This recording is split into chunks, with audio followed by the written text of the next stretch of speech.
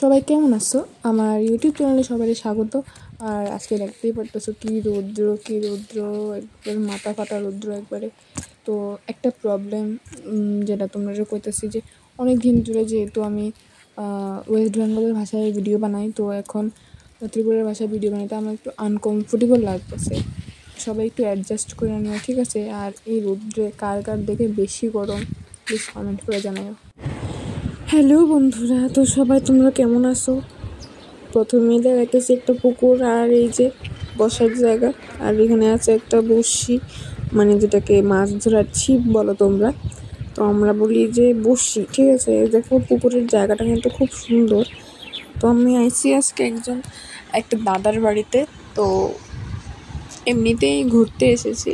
সেদিন ছিল রথের পরের দিন, তো আমি গেছিলাম এমনিতেই ঘুরতে। তো দেখো পেয়ারা গাছ আছে আর আকাশের অবস্থা কি খুব সুন্দর। আর এই যে একটা কুমড়ো ধরেছে, কিন্তু খুব ভালো লাগছিল ওই জায়গাটা আমার খুব বেশ।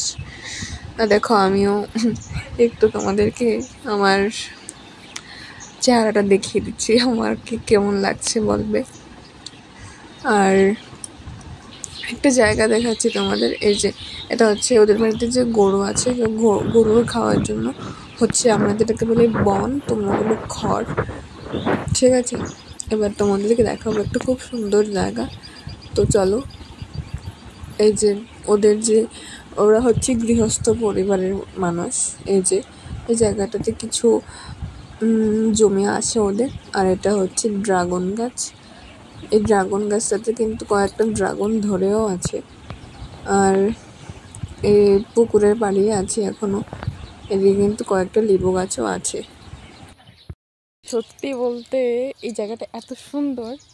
আর যে এই যে ড্রাগন ফলটাতে, এটাতে গত বছর ওদের কাছে যখন পুজো ছিল, তখন এই গাছটা থেকে একটা ড্রাগন পেকেছিল, তখন খেয়েছিলাম। তো দেখো অনেক সুন্দর জায়গাটা, অনেক কিছু দেখিয়েছি। কেমন লাগলো ভিডিওটা অবশ্যই বলবে কমেন্ট করে, ঠিক আছে?